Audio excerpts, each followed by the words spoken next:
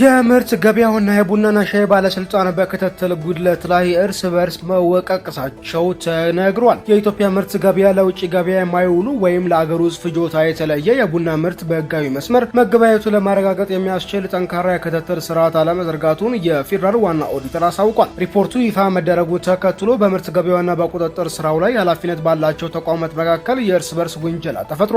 የፌዴራል ዋና ኦዲተር የሆኑት ወይዘሮ መሰረት ዳምጤ ባቀረቡት የክዋኔ ኦዲተር ሪፖርት መሰረት ቡና ላኪዎች ለውጭ ገበያ የማይውል ተረፈ ምርት ለጅምላ ነጋዴዎች በሚሸጡበት ወቅት ግብይቱ በምርት ገበያው መድረክ ብቻ መከናወኑን የሚያረጋግጥ ስርዓት የለም ብለዋል።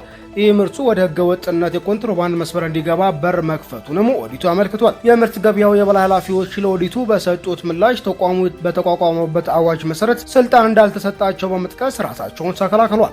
ኃላፊዎቹ ምርት ገበያው በግልጽ እንደሚታወቀው ሻጭና ገዢን የሚያገናኝ መድረክ እንጂ በአዋጅ የተቆጣጣሪነት ስልጣን አልተሰጠውም ብለዋል። ተቋሙ የዕለት ተዕለት የገበያ መረጃዎችን ለንግድና ቀጠናዊ ትስስር ሚኒስቴርና ለቡናና ሻይ ባለስልጣን በመላክ ኃላፊነቱን እየተወጣ መሆኑን ገልጾ እኛ መረጃ እንልካለን፣ ተቆጣጣሪ መስሪያ ቤቶች መረጃውን መነሻ በማድረግ አስፈላጊውን ክትትል ያደርጋሉ የሚል ምላሽ ሰጥቷል። በተቃራኒው ደግሞ የቡናና ሻይ ባለስልጣን በበኩሉ በምርት ገበያ በኩል የሚሸጡ ምርቶች መረጃ ለክትትልና ቁጥጥር በሚያመች መልኩ ተደራጅቶም ለክልሎች እንደማይደርስ ገልጿል።